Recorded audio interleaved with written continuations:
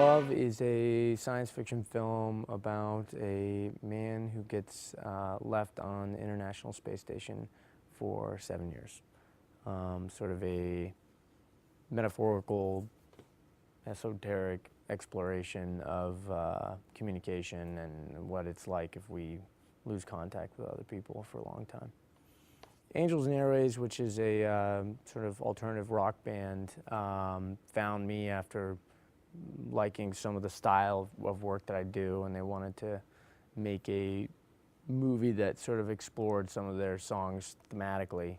And one of those songs, when I first started listening to them, was about a guy going up to space and how, you know, it actually had nothing to do with the guy being left up in space, but the song just got into how, you know, sort of the grandiose nature of space exploration and stuff. So I don't know how the idea just popped in my head, but I was like, oh, it'd be cool to do a movie about a guy who gets stuck up there, you know, like what would happen if that happened. So we started to go down that pathway, and 4 years later, the movie's done.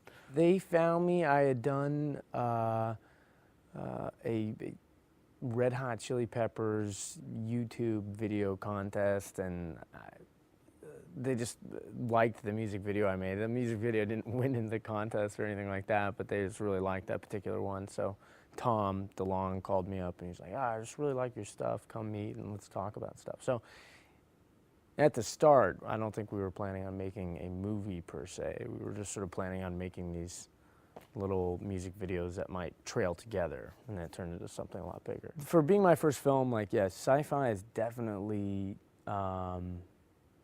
it's something that I wish more movies would get into and explore, and not sci-fi like, you know, or like aliens, or sci-fi like you know, dragon women or something like that. Like, I think sci-fi is kind of like, you know, I guess I don't feel like enough people do like heady sci-fi, like just ideas about us and our existence here on this planet, and like, you know, like what's out there, or like, you know,